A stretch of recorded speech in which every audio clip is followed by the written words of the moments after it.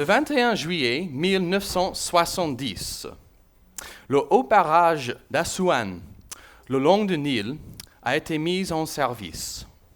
C'est un barrage qui se trouve dans le pays d'Égypte et c'est un projet qui était prévu depuis longtemps. On peut facilement imaginer qu'il y avait des chefs de l'État et des architectes, les ingénieurs qui étaient investis dans ce projet. C'était un projet prévu depuis longtemps.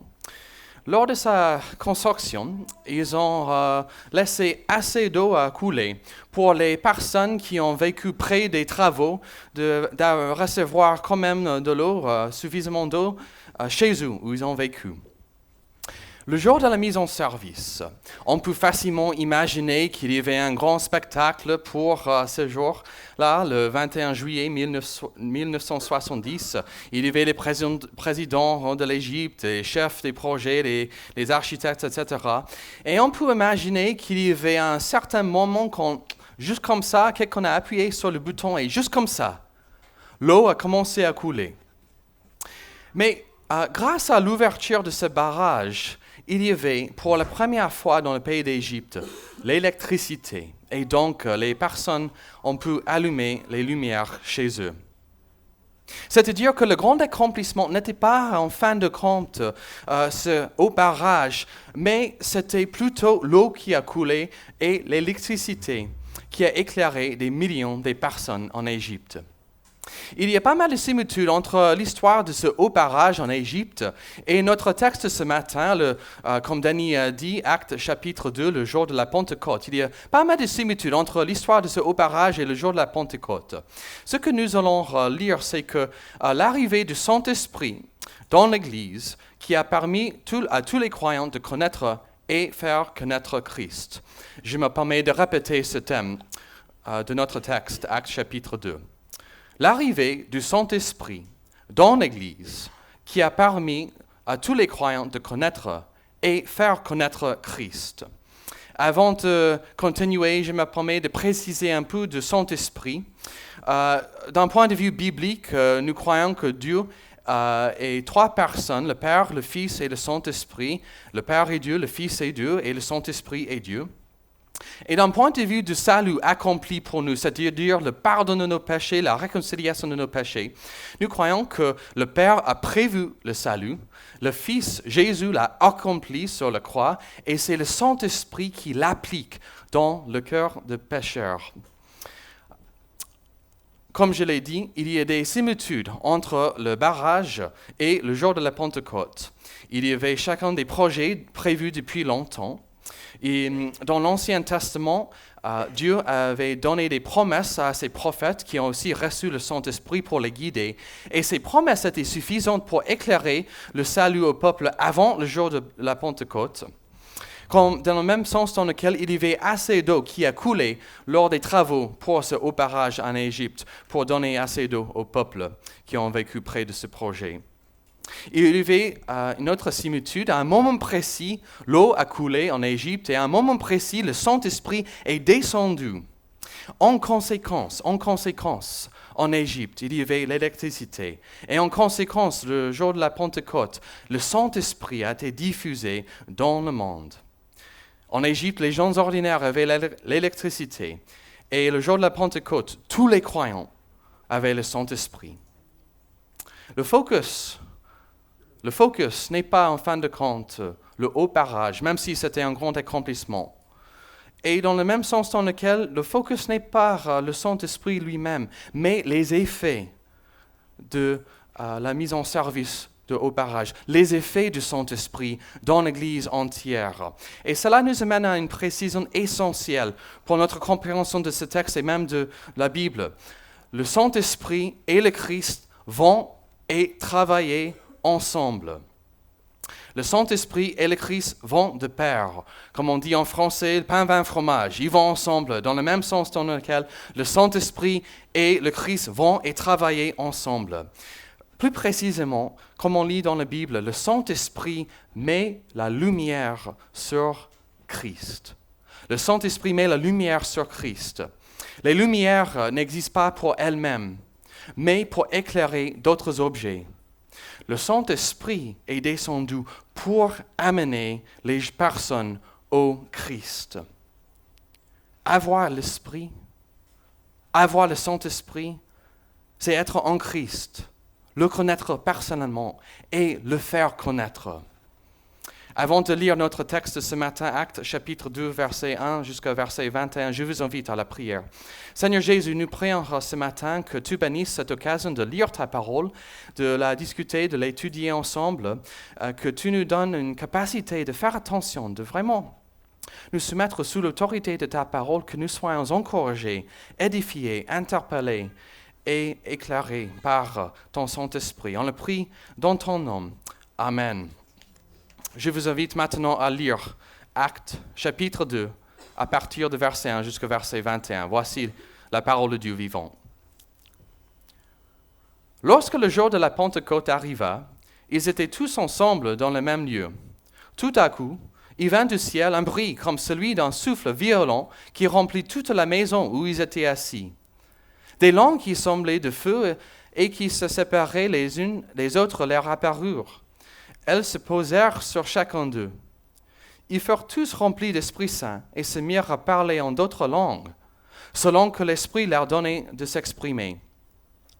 Or, il y avait en ce jour à Jérusalem des Juifs pieux venus de toutes les nations qui sont sous le ciel.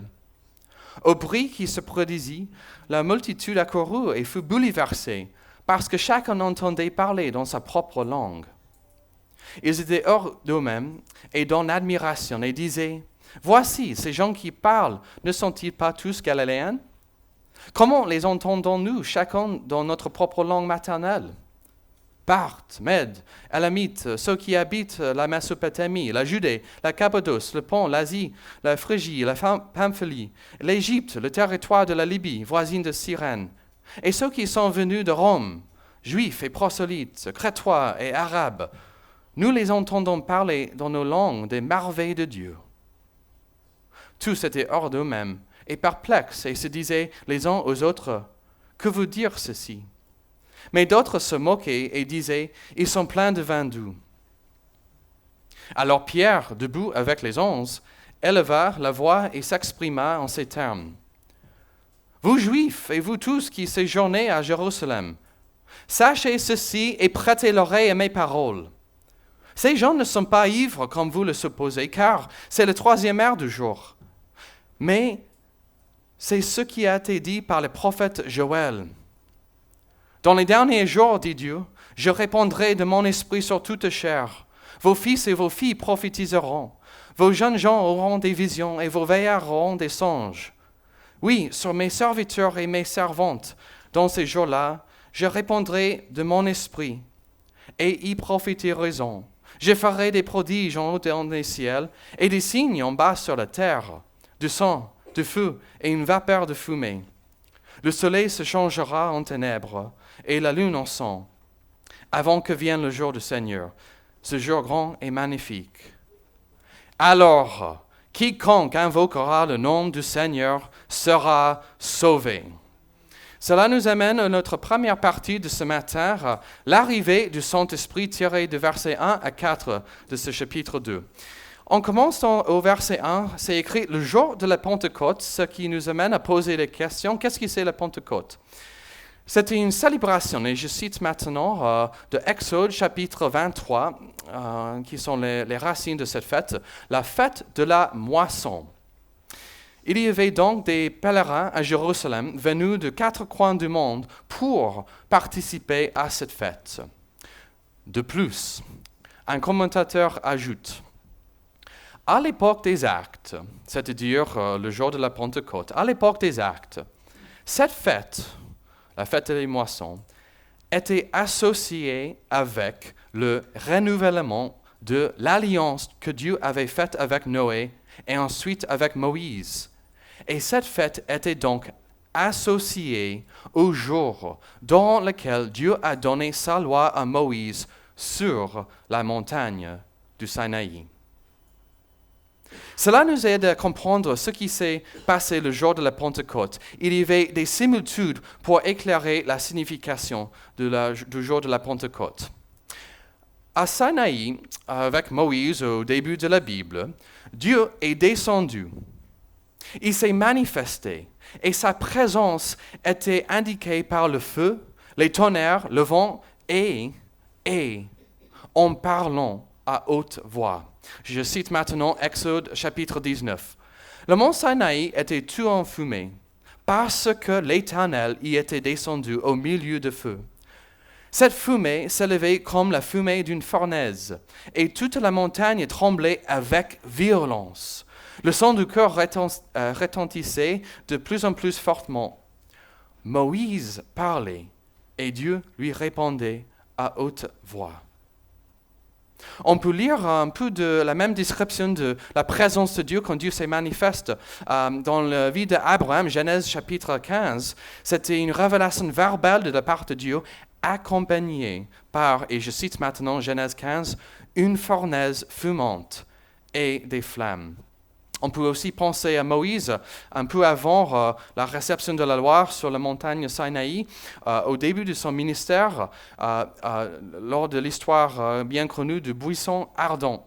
Dieu s'est révélé à Moïse et Dieu lui a parlé. Il a équipé Moïse pour transmettre son message. Juste un autre texte maintenant pour donner un peu de contexte pour comprendre le jour de la Pentecôte. Cette fois, c'est le Nouveau Testament, au début du ministère de Jésus, Luc chapitre 3, verset 16. C'est Jean-Baptiste qui parle. Il parle de Jésus quand il dit « Lui, il vous baptisera d'Esprit Saint et de feu ». Cet arrière-plan nous aide à comprendre le jour de la Pentecôte et des similitudes entre l'Ancien Testament et Actes chapitre 2, dont la conclusion est que la Pentecôte était une manifestation de la présence de Dieu comme dans l'Ancien Testament. C'était prévu selon les prophètes de l'Ancien Testament, même selon Jean-Baptiste, comme nous avons lu. Avec quelles conséquences ? J'ai dit lors de l'introduction, quand ils ont mis en service au barrage en Égypte, ce n'était pas forcément l'eau barrage qui était la grande conséquence, c'était plutôt l'électricité. Et pareil, le jour de la Pentecôte, ce n'était pas forcément l'arrivée du Saint-Esprit, mais les conséquences qui étaient le point principal, c'est-à-dire pour permettre aux croyants de connaître Dieu et de le faire connaître. C'était pour équiper son peuple à proclamer et à partager son message. Le verset 4, c'est écrit « Ils furent tous remplis d'Esprit Saint et se mirent à parler en d'autres langues, selon que l'Esprit leur donnait de s'exprimer. » On discutera des langues dans un instant, mais pour l'instant, il y a une observation importante à noter ici. Ce mouvement de Dieu n'est pas venu des personnes présentes, mais de Dieu lui-même. Ce n'est pas un résultat ni manifestation de leurs émotions, les émotions des êtres humains, mais c'était Dieu lui-même qui est descendu. Et cela nous amène à notre deuxième section de ce matin, la réaction à l'arrivée du Saint-Esprit, versets 5 à 13.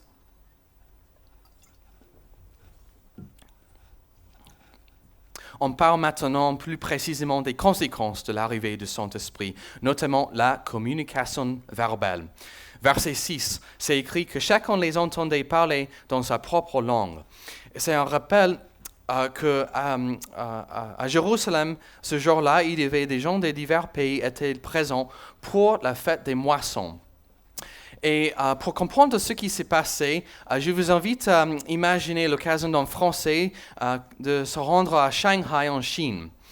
Et il est conscient qu'il est là grâce à l'architecture, grâce à la cuisine, les restaurants, ce genre de choses. Et sachant qu'il est en Chine, il n'entend que le français parler. Okay? C'est un peu le contexte ici, ce qui s'est passé, Actes chapitre 2. Au verset 9 à 11, on lit une longue liste des pays représentés. Les versets 9 à 11, on lit d'une longue liste des pays représentés.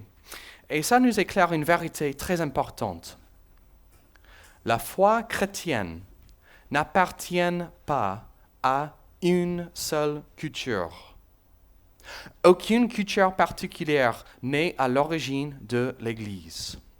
Il y a une application très importante pour nous. Le racisme n'a pas de place dans l'Église.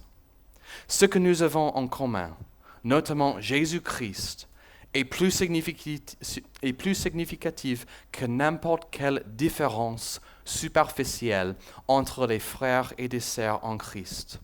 La peau, les salaires, la politique, etc., etc. Ce que nous avons en commun, notamment le salut accompli par Jésus-Christ, est beaucoup plus important que n'importe quelle différence superficielle entre nous. Je lis maintenant Galates chapitre 3, verset 28. L'apôtre Paul fait ce point. Il explique ce point. Il n'y a plus ni juif ni grec, il n'y a plus ni esclave ni libre, il n'y a plus ni homme ni femme, car vous tous, vous êtes un en Christ Jésus. Comme application ce matin, il ne faut pas considérer les différences entre vous et quelqu'un de l'Église, mais c'est à nous de faire l'effort de penser à cette personne comme aimé par Dieu, sauvé par lui, un frère ou une sœur en Christ. Cette liste des pays représentés est longue afin de souligner le pouvoir de l'Évangile, de unir des personnes d'horizons diverses. Il y a quelques semaines, peut-être 2 mois maintenant, dans notre groupe de maison à Saxe-Combat chez nous, j'étais très encouragé parce que celui-là, il y avait 6 pays représentés. 6 pays représentés dans notre groupe de maison. Et c'était un certain avant-goût de ciel, n'est-ce pas? Il y avait des Africains, des Américains, des gens de l'Europe, etc., etc. Et on est tous ensemble. Pourquoi? Parce qu'on est sauvés par Jésus-Christ. Et peu importe les différences superficielles entre nous, on était unis ensemble grâce à Jésus-Christ. Amen et Amen. C'est aussi écrit, comme conséquence de l'arrivée du Saint-Esprit, c'est écrit, ils sont pleins de vin doux. Ceux qui n'ont pas reçu le Saint-Esprit ont fait cette remarque. Et je remercie le pasteur new-yorkais Timothy Keller d'avoir éclairé ce point, ce que je trouve très intéressant. Il a noté qu'ils se sont exprimés libéralement, sans honte, comme les gens ivres. J'explique et je cite ce pasteur maintenant. Les personnes qui boivent trop de l'alcool ont tendance à avoir des conséquences de cette surconsommation de l'alcool, dont une certaine perte d'un filtre. Ils n'ont plus honte de discuter des choses, parfois des choses un peu trop personnelles. Mais l'idée est que les personnes ivres ont tendance à parler à sujet sans honte, sans filtre. Et l'idée est peut-être ici que les chrétiens qui ont reçu le Saint-Esprit ont parlé de Jésus sans honte, sans filtre. Ils n'avaient pas honte de parler aux personnes qui étaient là de Jésus et ce qu'il a fait dans leur vie. Cette histoire me fait penser à un ami à moi qui a grandi dans une famille non-croyante. Il était, lors d'une certaine période de sa vie, très athée, très résistant. Et il voulait vraiment décourager les personnes de placer la confiance en Jésus. Il était très athée. Et il a commencé à lire la Bible pour trouver des problèmes, ce genre de choses. Et gloire à Jésus, gloire au Saint-Esprit. Il est devenu chrétien. En conséquence de sa foi, grâce au Saint-Esprit, il a commencé à parler libéralement aux personnes de sa foi en Christ. Il n'a pas honte. L'une des conséquences de l'œuvre du Saint-Esprit dans son cœur, c'est qu'il n'a pas honte de parler à Jésus. Et il est investi dans une université près d'où il habite. Il passe un soir ou un après-midi par semaine en parlant aux étudiants de quel sujet? De Jésus-Christ. Ça, c'est une conséquence du Saint-Esprit dans le cœur. Il n'y a plus honte de parler de Jésus. Avoir l'Esprit, c'est aussi se repentir, placer sa confiance en Christ, connaître Christ personnellement et vouloir de parler de lui. Cela nous amène à notre 3e section de ce matin, le verset 14 jusqu'à 21, l'explication de l'arrivée du Saint-Esprit. Le verset 14, c'est écrit « Alors Pierre, je vous rappelle que c'est le même Pierre, et ce n'est pas le point principal de notre texte ce matin, mais c'est un point qui vaut la peine de répéter. Ce Pierre qui prend la parole le jour de la Pentecôte est le même Pierre qui avait régné Christ lors de sa crucifixion. il fait des grandes bêtises. Mais, Dieu utilise des pécheurs repentants pour faire avancer son royaume. Dieu utilise des pécheurs repentants pour faire avancer son royaume, comme Pierre, comme vous, comme moi. Alors, on retourne à notre thème du jour de la Pentecôte. Grâce aux signes qui étaient présents, indiquant la présence de Dieu qui est arrivée, grâce aux signes de la présence de Dieu, Pierre a pris la parole. Et ce Pierre commence avec le prophète de l'Ancien Testament, Joël. C'est la première prédication dans le livre des Actes et Pierre commence en citant ce prophète Joël. C'est une prophétie de l'Ancien Testament, c'est-à-dire avant l'arrivée de Christ. Et je vous rappelle que la Pentecôte était prévue depuis longtemps, comme c'est indiqué dans cette prophétie de l'Ancien Testament. Le verset 17, c'est écrit « Les derniers jours ». Et c'est une indication pour nous que l'époque à partir de la première arrivée du Christ jusqu'à son retour, ces derniers jours sont arrivés avec la venue du Saint-Esprit. L'arrivée du Saint-Esprit est le début des derniers jours. Nous sommes aussi, jusqu'à aujourd'hui, nous sommes dans les derniers jours. Nous vivons entre la première arrivée du Christ et son retour. Nous sommes toujours dans les derniers jours. Et au verset 17, c'est aussi écrit « Mon esprit », E majuscule.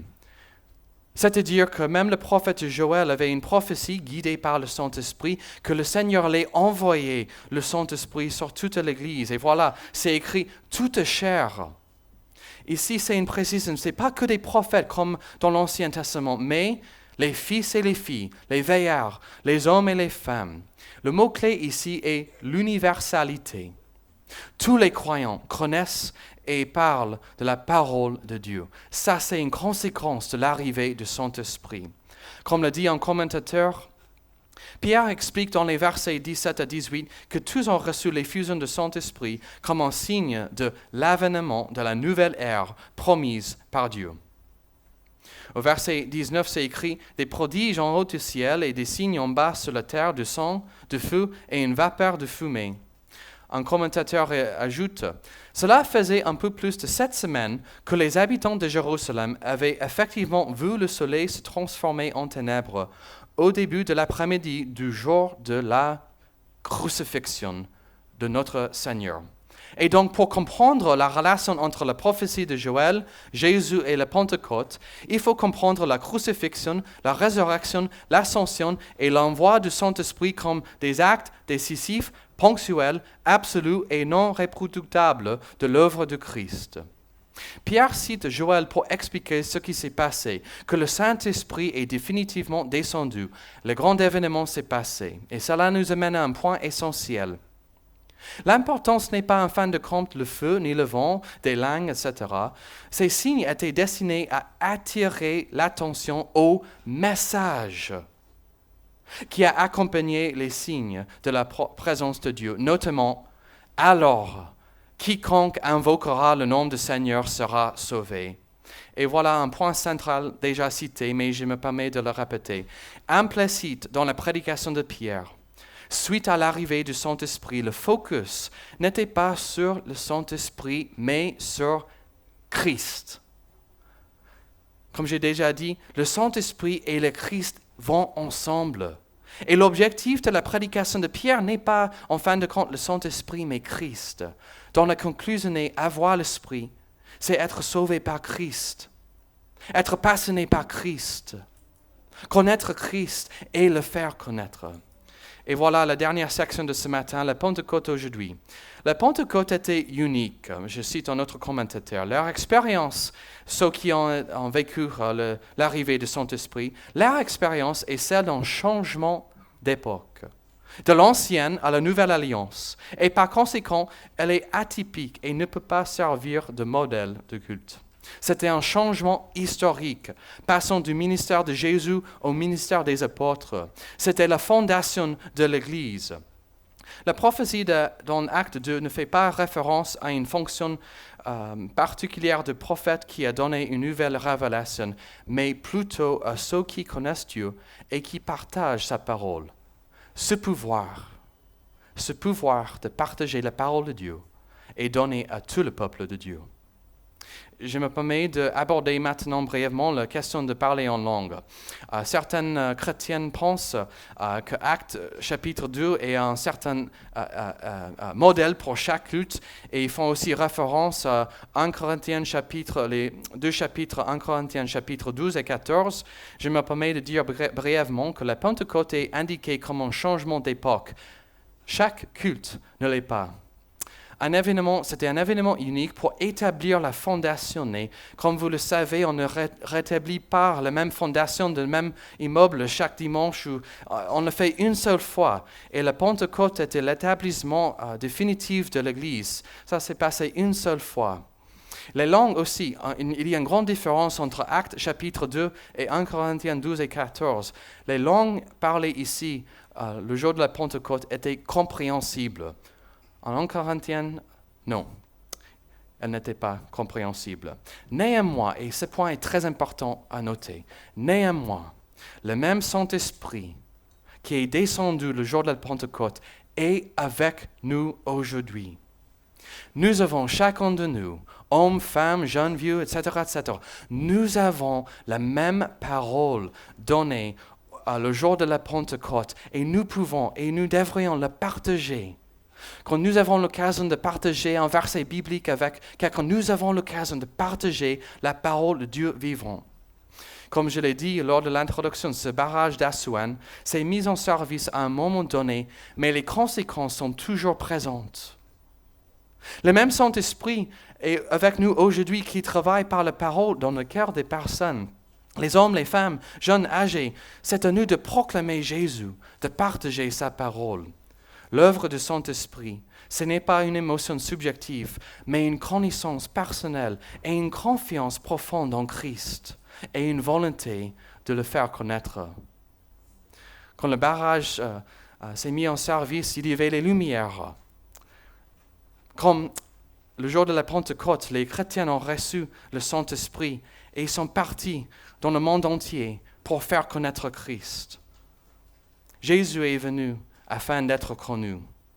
Et je me permets de juste répéter une dernière fois. Alors, quiconque invoquera le nom du Seigneur sera sauvé. Voici, nous avons maintenant 3 applications. C'est à nous, en tant que chrétiens, de louer Dieu pour notre connaissance personnelle de Christ grâce au Saint-Esprit. J'espère que vous êtes encore émerveillés par le privilège, la joie, la certitude de connaître Dieu grâce au Saint-Esprit dans notre cœur. C'est à nous aussi, les chrétiens, chaque chrétien, de partager sa parole, sachant qu'elle change des cœurs. C'est à nous de partager sa parole, sachant que la parole de Dieu, la Bible, change des cœurs. Si vous êtes là ce matin et vous n'êtes pas chrétien, je vous invite à écouter juste une dernière fois la conclusion de cette prédication, de ces versets cités par Pierre. Alors, quiconque invoquera le nom du Seigneur sera sauvé. Jésus-Christ est venu afin d'être connu. Jésus-Christ est venu afin de chercher et de sauver des perdus. Je vous invite à se repentir, à placer votre confiance en lui, dans son sacrifice pour des pécheurs comme nous, afin de connaître Dieu. Alors, quiconque invoquera le nom du Seigneur sera sauvé. Je vous invite à la prière. Seigneur Jésus, nous sommes reconnaissants ce matin pour ta présence parmi nous, par la présence du Saint-Esprit dans notre cœur, dans notre Église.